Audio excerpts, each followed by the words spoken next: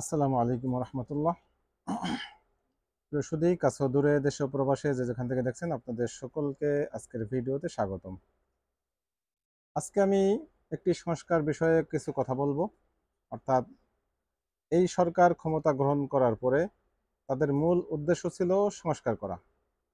তো দীর্ঘদিন পরে হলেও আমরা একটি সংস্কার আমরা মোটামুটি কার্যকর হতে দেখেছি, সেটা হচ্ছে দেওয়ানি কার্যবিধি। এই দেওয়ানি কার্যবিধি সংস্কার করাতে কতটুকু লাভ হলো, মৌলিক কি বিষয়ে সংস্কার করা হয়েছে বা কতটুকু পরিবর্তন করা হয়েছে, সেই বিষয়টা নিয়েই আমি কিঞ্চিত আলোচনা করব। আশা করি শেষ পর্যন্ত সাথেই থাকবেন এবং আপনাদের মূল্যবান মতামত জানাবেন ইনশাআল্লাহ। আমার হাতে 5টা পৃষ্ঠা রয়েছে, যেগুলি মূলত তাদের সংস্কার যেগুলি পাশ হয়েছে সেগুলি। একটা পৃষ্ঠা হচ্ছে গেজেট, আর বাকিগুলো হচ্ছে অধ্যাদেশ, যেগুলি মূলত সংস্কার করা হয়েছে। আমি এখান থেকে একটু দেখাবো আপনাদেরকে যে আসলে মৌলিকভাবে অনেকগুলি সংস্কার করা হয়েছে। তার ভিতরে গুরুত্বপূর্ণ যে পয়েন্টগুলি আমি নোট করেছি সেগুলি যদি আমি বলতে চাই, তাহলে মোটামুটি 10-12টা পয়েন্ট আমি নোট করেছি। তো প্রথমে আমি যেই বিষয়টা বলবো যে এই আইনগুলি তারা মূলত এই 2025-এর মার্চে মূলত এগুলি চূড়ান্ত করে, এবং মে মাসের 9 তারিখে, যে বর্তমান আজকে যে 25 তারিখ, আজকে 26 তারিখ, এই মে মাসের 9 তারিখে সকল আদালতে এটা কার্যকর করা হয়েছে। এই দেওয়ানি কার্যবিধি সংস্কার যেটা করা হয়েছে, পরিবর্তিত যেটা অ্যামেন্ডমেন্ট যেটা করা হয়েছে, এখন এই অ্যামেন্ডমেন্টের ভিতরে কি আছে? প্রথমত, আর্জির সাথে বাদী তার যে জবানবন্দি, অর্থাৎ সাক্ষী হিসেবে যে জবানবন্দি, সেটা এফিডেভিটের মাধ্যমে তিনি জমা দিতে পারবেন, যেটা আগে এরকম কোনো বিষয় ছিল না। এরপরে দ্বিতীয়তে যে বিষয়টা, মিথ্যা মামলার ক্ষেত্রে, যে আগে যদি সিভিলে কোনো মিথ্যা মামলা করা হতো তাহলে 20,000 টাকা জরিমানা করা হতো, সেটা এখন 20 থেকে নিয়ে 50-এ করা হয়েছে। যদিও মিথ্যা মামলাটা আসলে আমাদের দেশে বা সমাজে আমরা সেভাবে প্রমাণিত হতে দেখি না। অনেক সময় মিউচুয়াল হয়ে যায়, আপোষ হয়ে যাওয়ার কারণে মামলাগুলি আর প্রমাণ করা যায় না যে আসলে এটা মিথ্যা ছিল। তবে এটা হওয়া দরকার, কারণ আদালতের মূল্যবান সময় নষ্ট করার জন্য যারা মিথ্যা মামলা করেছে তাদেরকে ধরিয়ে দেওয়া, এবং এটা আদালতও একটু আরও অ্যাক্টিভ হওয়া দরকার।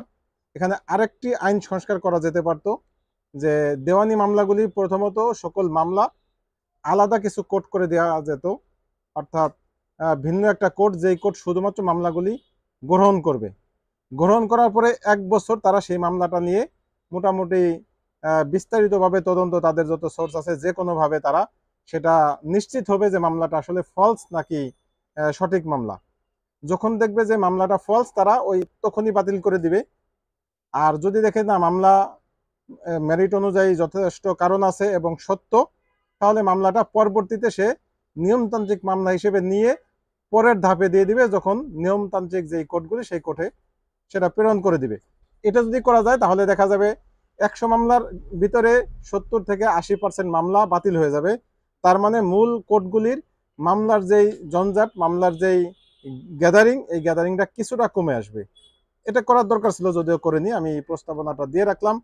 যদিও তাদের এই সংস্কার প্রস্তাবটা অনেক আগেই পাবলিক করেছিল এবং পরামর্শ দেওয়ার কথা ছিল, কিন্তু আমি বেসিক্যালি এই বিষয়টা আমি নিউজ পাইনি বা আমার চোখে পড়েনি, তাহলে আমিও কিছু পরামর্শ দিতে পারতাম, যেহেতু তাদের ইমেইলে এই পরামর্শগুলি দেওয়ার সুযোগ ছিল।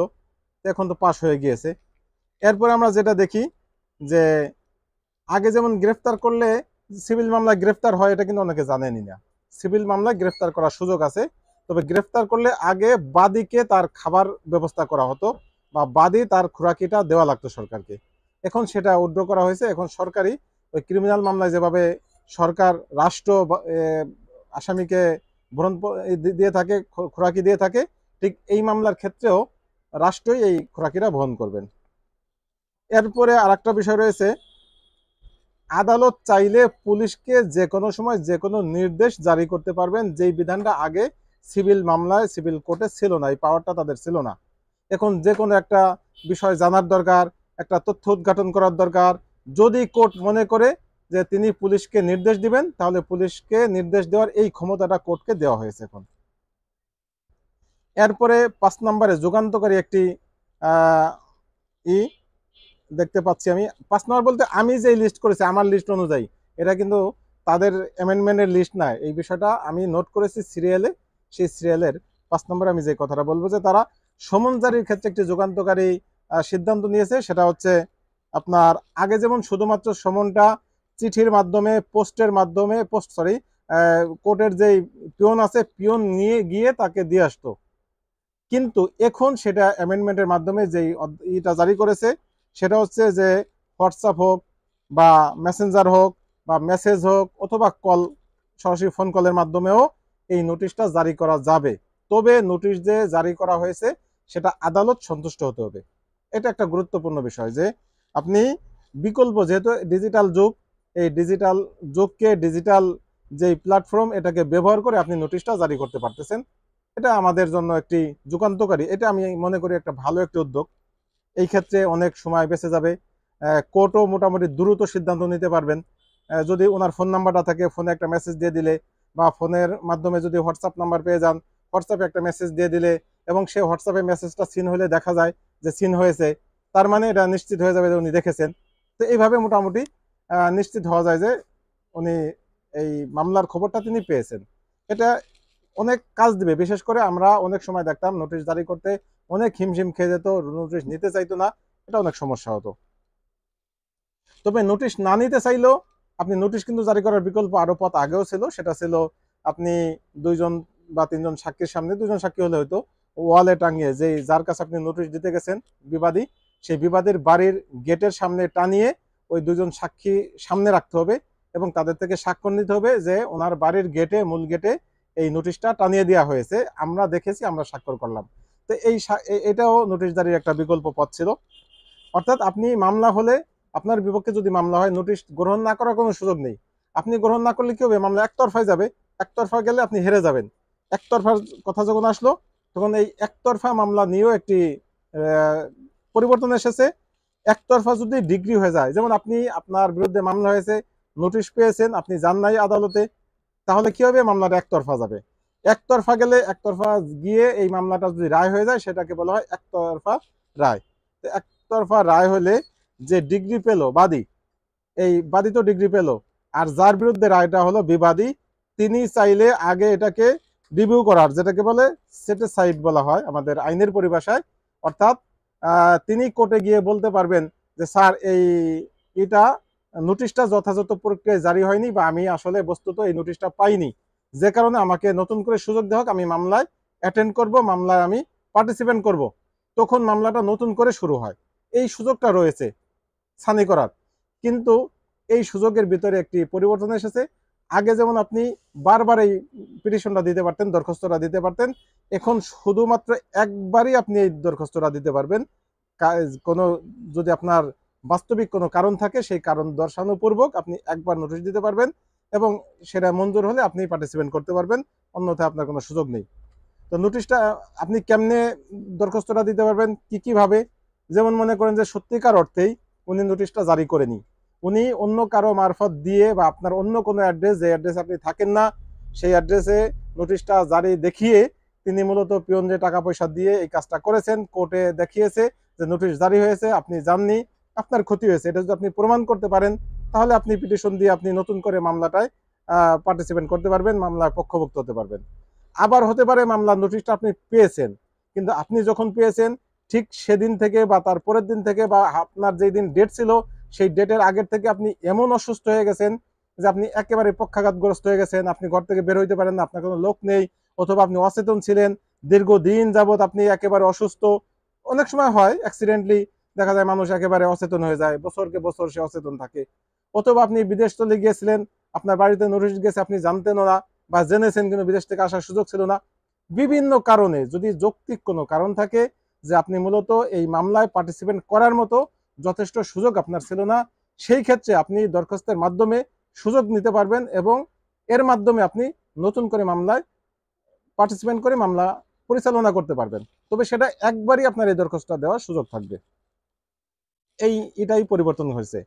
7 নাম্বার যেই আমি নোটটা করেছি সেটা হচ্ছে, আগে যেমন সিভিল মামলায় অগাধ আপনি দরখাস্ত দিতে পারবেন, টাইম পিটিশন দিতে পারতেন, আপনার যে কোনো বিষয় আপনি টাইম পিটিশন দিতেছেন, স্বাভাবিকভাবে তো যদি বিপক্ষ দল আপনার খুব শক্তিশালী আইনজীবী থাকতো, তাহলে 6বার আপনি একেবারে বিনা বাধায় দিতে পারতেন।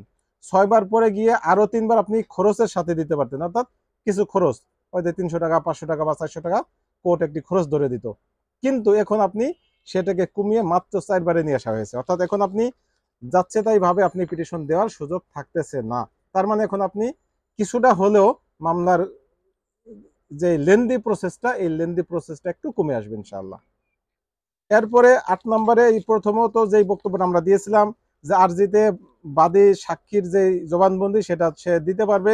এই জবানবন্দি তো এফিডেভিট মাধ্যমে দিবে, দেওয়ার পরে সেটা গৃহীত হবে কিনা সেটা তো কোর্ট নির্ধারণ করবে। কোর্ট নির্ধারণ করবে, গৃহীত হয়ে গেলে হয়ে গেল। তবে কোর্ট যদি মনে করে ক্রস এক্সামিনের সময় তাকে কল করতে পারবে, সেটা ভিন্ন বিষয়। 9 নম্বর আর একটা আমি নোট করেছি, সেটা হচ্ছে মানি শুটের ক্ষেত্রে তথা মানি মোকদ্দমার ক্ষেত্রে।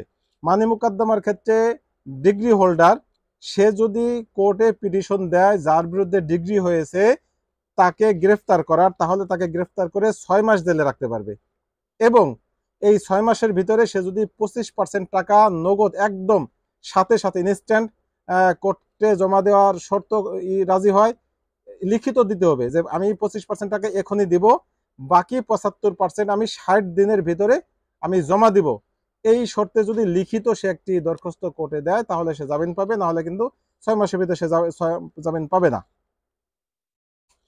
এরপরে আমি যেই পয়েন্টটা এনেছি, আগে যেমন ডিগ্রি পাইলে আপনার পরবর্তীতে আবার বাদীকে ডিগ্রি জারির একটা করা হতো, নোটিশ দেওয়া লাগতো। যেমন আপনার আমরা কিছুদিন আগে একটা ডিগ্রি পেয়েছি, ডিগ্রিতে কি বলেছে যে এতদিনের ভিতরে বিবাদীকে এই জায়গা খালি করে দেওয়ার নির্দেশ দেওয়া গেল, কিন্তু তিনি খালি না করলে কি করবেন সেই বিষয় কিন্তু এখানে লিখেনি। পরবর্তীতে ইন টাইম তারা আপিলে গেছে, মামলাটা আপিল চলমান আছে। এই মামলাটা শেষ হলে কি হবে, আমরা আবার নিম্ন কোর্টে গিয়ে আবার ডিগ্রি জারির পিটিশন দিতে হবে। পিটিশন দিলে তখন সেখান থেকে ডিগ্রি জারির পিটিশন মঞ্জুর করবেন। মঞ্জুর করলে সেই কোর্ট থানার মাধ্যমে, পুলিশের মাধ্যমে সেই স্থাপনা ভেঙে আমাদের দখল বুঝিয়ে দিবেন। এটা হচ্ছে স্বাভাবিক প্রক্রিয়া বর্তমান, আগে ছিল। কিন্তু এখন এই নতুন করে আর পিটিশন দেওয়া লাগবে না, অর্থাৎ যেদিন ডিগ্রি হবে ডিগ্রির সাথেই তিনি দিক নির্দেশনা দিবেন যে আগামী 2 মাসের ভিতরে আপনি ভেঙে দিবেন। যদি ভেঙে না দেন তাহলে কোর্টের মাধ্যমে তদারকিতে যাব 2 মাস পরে। 2 মাস পরে গিয়ে যদি দেখি ভাঙেননি, আপনি সরেনি, তাহলে আমরা ভেঙে দেব। নতুন করে আর দেওয়া লাগবে না, 2 মাস পরে তারাই সেখানে গিয়ে এই পদক্ষেপটা নেবেন পুলিশের মাধ্যমে। এবং এর মাঝখানে যদি তারা আপিল করে বিবাদী, আপিল শেষ হলে যখন আপিল থেকে আবার নিম্ন কোর্টে নথিটা চলে আসবে, সাথে সাথে নথিভুক্ত হওয়ার সাথে সাথেই কোর্ট নথিপ্রাপ্ত হওয়ার সাথে সাথেই কোর্ট কি করবে, সে উদ্যোগ নিয়ে সেইখানে গিয়ে ওই স্থাপনা ভেঙে বাদীকে বুঝিয়ে দিবে। এটা বর্তমান পরিস্থিতি, অর্থাৎ ডিগ্রি জারির জন্য আলাদাভাবে কোনো দরখাস্ত দেওয়া লাগবে না। এটা খুব ভালো একটা পজিটিভ দিক হয়েছে। এরপর আরেকটা নোট করেছি যে আপিল মামলার ক্ষেত্রে আগে একাধিকবার বারংবার টাইম পিটিশন দিতে পারতেন, এখন শুধুমাত্র একবার টাইম পিটিশন দিতে পারবেন। একবারের পর যখন সেকেন্ড টাইম পিটিশন দিতে যাবেন আপনার টাইম পিটিশন অ্যালাউ করবে না, মঞ্জুর করবে না, না মঞ্জুর করে দিবে।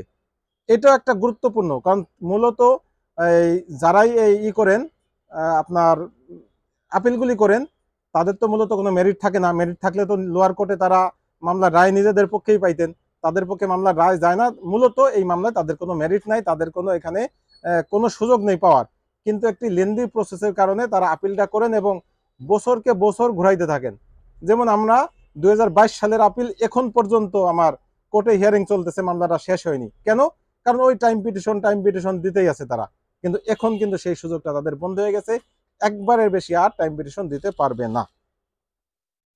এরপরে আরেকটা বিষয়, যে যেই দিন আপিল মামলার রায় ঘোষণার দিন সেদিন যদি বাদী বিবাদী কেউ উপস্থিত না থাকে, তাহলে আগে কিন্তু এই রায় দিতে বাধ্য ছিল না, আপিলের রায় দিতে বাধ্য ছিল না। এখানে মেয়ে ছিল, শব্দটা মেয়ে ইংলিশে, যে যদি মন চায় কোর্ট, অর্থাৎ কোর্টে যদি মনে হয় মুনাসেব মনে হয় ভালো মনে হয় তাহলে সে রায় দিতে পারবে অথবা মামলা খারিজ করে দিতে পারবে। কিন্তু এখন সুন্দর একটি এনেছেন এখানে, সংস্কার এনেছেন অ্যামেন্ডমেন্টের মাধ্যমে। যে সংস্কারটা করা হয়েছে সেটা হচ্ছে যে এখন আদালত আর চাইলে রায় দিবেন বিষয়টা তা না, বরং আদালত এখানে রায় দিবেন। অর্থাৎ এখানে যদি যথেষ্ট সাক্ষী প্রমাণ থাকে, এই সাক্ষী প্রমাণের উপরে ভিত্তি করে ওপেন কোর্টেই তিনি রায় দিয়ে দিবেন, তাতে বাদী বিবাদী থাক বা না থাক কোনো কিছু যায় আসে না। এই হচ্ছে মূলত আমার যে সংস্কারগুলি করা হয়েছে প্রস্তাব, তার ভিতরে মূল বিষয়। এখানে আরো অনেক রয়েছে যেগুলি আমাদের সাথে খুব বেশি সম্পর্কিত নয়, সেগুলি আমি উল্লেখ করলাম না। মোটামুটি মোটা দাগে আমি 12টি পয়েন্ট আমি নোট করেছি, যেগুলি আসলে আমাদের জন্য খুবই ফলপ্রসূ হয়েছে। এই বিষয়গুলি আমি আলোচনা আনলাম। আশা করি আপনাদের যদি এখান থেকে বিন্দু মাত্র লাভবান হন, তাহলে আমাদের এখানে মন্তব্য করবেন, বা কোনো জানার থাকলে, কোনো প্রশ্ন থাকলে সেটাও মন্তব্যের মাধ্যমে, কমেন্টের মাধ্যমে জানাইতে পারবেন। এবং আমার এই চ্যানেলটি সাবস্ক্রাইব করে সাথেই থাকবেন আশা করি। আল্লাহ হাফেজ। আসসালামু আলাইকুম রহমতুল্লাহি ওয়া বারাকাতুহু।